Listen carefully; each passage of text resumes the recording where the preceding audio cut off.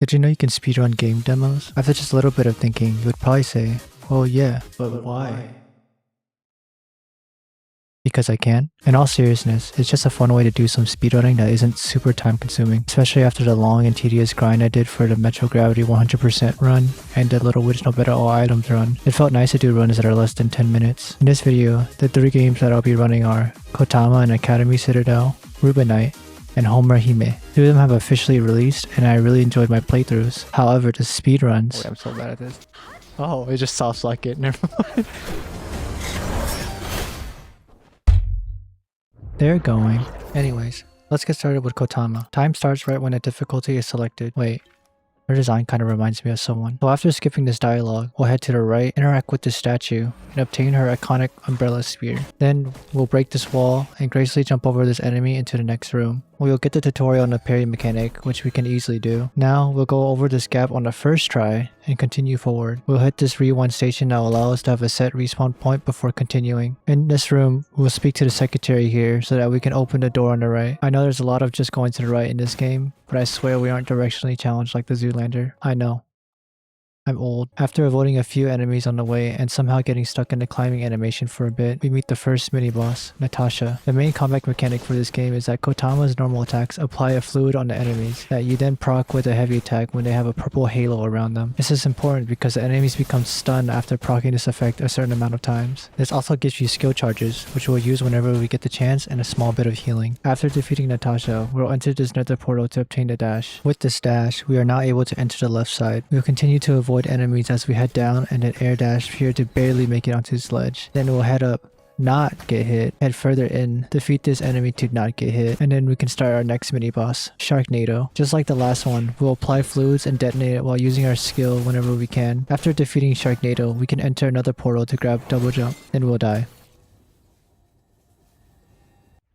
Dialogue. After getting over this gap, we'll head up to the final boss of the demo, Swordfish. Unlike the mini bosses, Swordfish has a phase transition at around 75%, in which their attacks are enhanced and attack more frequently. After some close calls, we finally defeat Swordfish. Time ends right after the president's dialogue, giving us a time of 8 minutes and 1 second. Next we'll do Rubinite. The game has an emphasis on blood, so if this makes you uncomfortable, you can skip to here. I'll give you some time to do that.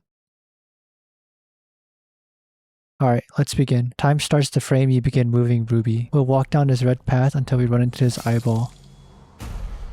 Sick. Next, we'll speak with Roy and progress through the tutorial. The gimmick of this game is that there is an observe mechanic that stacks marks. These marks are then used in a critical strike that deals more damage the more marks you have, capping at 3. Another way to get marks is to perfect dodge while observing, which instantly gives you 1. After completing the tutorial, we'll speak with Roy to get our first quest. Then we chat with Chewie to learn about talismans. After getting lost in menus for a bit, we'll unequip the talisman before heading out to the first boss, Beast. Right away, we're gonna observe and then perfect dodge to instantly get 2 marks that we'll use to critical strike. At around halfway, Beast will go into its second phase, where it attacks more frequently and uses stronger moves. And with the final critical strike, we'll defeat Beast and initiate an execution sequence.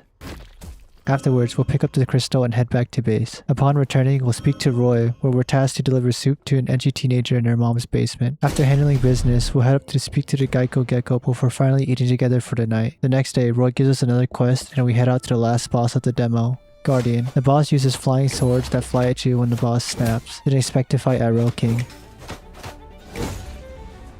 Flying swords aside, the most annoying tag for this boss has to be the grab. Once finally defeated, the boss disappears into the sunset. Time ends right when the gate cutscene starts, giving us a time of 9 minutes and 35 seconds. That was a lot. Let's take some time to relax. If you enjoyed the video so far, don't forget to like and subscribe. Now enjoy this short break.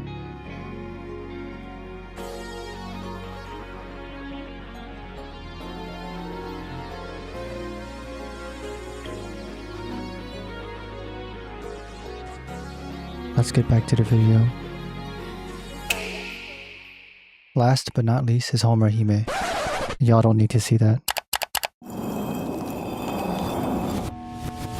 Time starts right when we select a new game. We'll skip some dialogue then grab our weapons before heading to the platform tutorial. The first trick we can do is actually dash off the ledge and then jump, also known as a coyote jump. Next we'll get through the combat tutorial. The game centers around using parries and attacks to charge your skills. It also includes some bullet hell mechanics which we'll see later on. After completing the tutorial, we'll head down the path and complete our first battle section, surely without any mistakes. We push forward to another battle section where we're introduced to unparryable attacks, shown with a yellow flash. You'll also notice that we're using a lot of multi-hitting attacks. This allows us to charge skills faster. After defeating the enemies, we'll place some flowers on the shrine before proceeding to the next area. Here we'll do some normal platforming before hitting this enemy to get our skills. Then we'll use this skill to skip a battle section and then another to teleport to an enemy. Finally, we're able to take the portal to the next area to start another battle section. The enemies here are a lot more annoying as they move around a lot and go underground sometimes. After what felt like an eternity, we'll head up to meet Kunishita. Hi Kunishita. Then we'll go over this rail to get to the boss, Agasa. We'll continue with the same strategy, using multi-hit attacks, skills, and not getting hit until we deplete this yellow bar, stunning her. Here we dump as much damage as we can before she recovers and begins her bullet hell phase. We shoot the blue shield while parrying her red lasers until it's broken and finally finishing her off.